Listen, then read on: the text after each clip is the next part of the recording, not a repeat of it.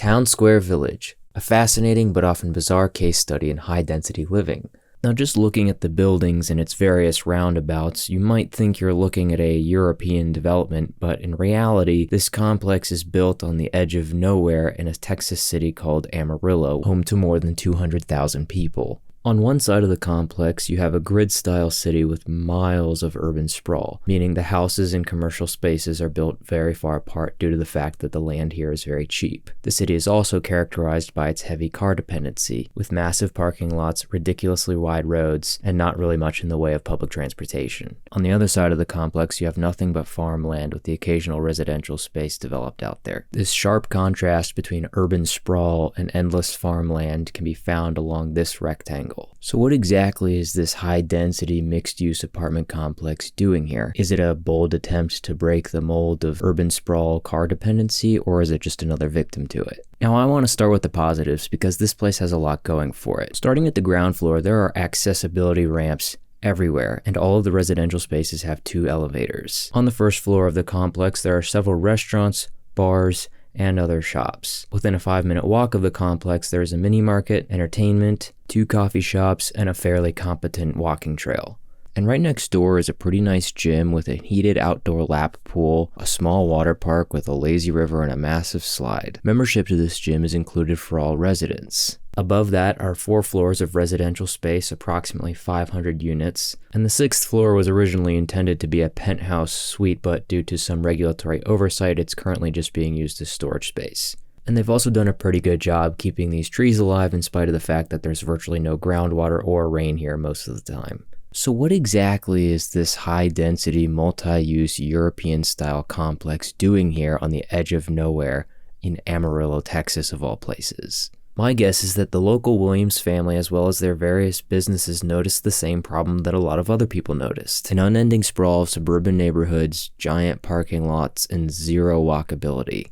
The pitfall of being surrounded by very cheap land. My guess is that they had a vision to break the mold of urban sprawl, a vision of a more walkable Amarillo, and then promptly took a $60 million loan to make that project happen, which begs the question, did it work? Is this the solution to urban sprawl? Given that the complex has only been around for about 5 years at the time of this video, it might be a little too early to tell, but the early signs aren't looking great. These massive parking lots for residents, the complex almost seems to concede to car centricity, which, to be honest, did the Williams family really have a choice in this city?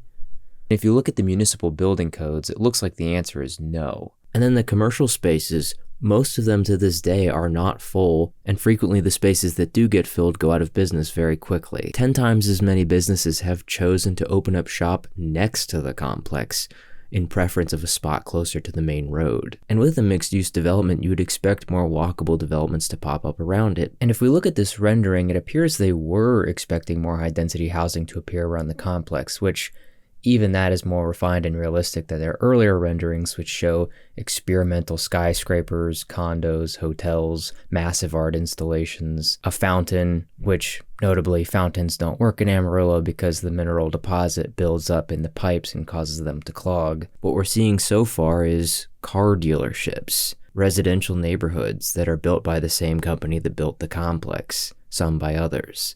There was even mention of bike paths and walking trails just south of the complex, but this has recently been developed over by a housing complex owned by a different company, so yeah, no bike paths. And the apartments themselves leave a lot to be desired, with creepily dark hallways exposed to the elements of Amarillo's dust storms, hellishly ominous stairwells, rickety elevators, obvious signs of structural damage such as shifting door frames, and rampant cracking. Rampant superficial problems like broken lampposts, cracking bricks, the roundabouts regularly being crashed into due to drunk drivers and locals who don't know how to use a roundabout. So is Town Square Village the solution to urban sprawl? Probably not, but it is an interesting case study. My plan would be to do a follow-up in 5 years and 10 years and see what the consequences of this complex were in the long run, given that 5 years is really not enough time to see how a complex shapes a neighborhood. But until then, what would have made this project work better? For starters, they could put signs on the roundabouts which tell people where to go. Put height limit signs on these entrances so that delivery trucks don't keep bumping into them and cracking the bricks all the way up to the top. Take the light fixtures out of the hands of residents and make them permanent so that the hallways are actually lit. put carpets on the floor in order to reduce the horrible echo, put actual doors at the entrance to protect the hallways from the dust storms, implement speed bumps all along the perimeter road to cease the attraction of being a drag racing arena, fix the sprinklers so they're not permanently staining people's cars with heavy mineral deposit, put some sort of cage around the dryer and restaurant vents so that pigeons don't get into them, put some sort of sign by the main road to indicate that any of these restaurants exist. And I would recommend reducing the size of the parking lots, but if you watch my video on why downtown Amarillo failed, you'll see why that probably won't work here. Never mind the building codes. Oh, and one final thing.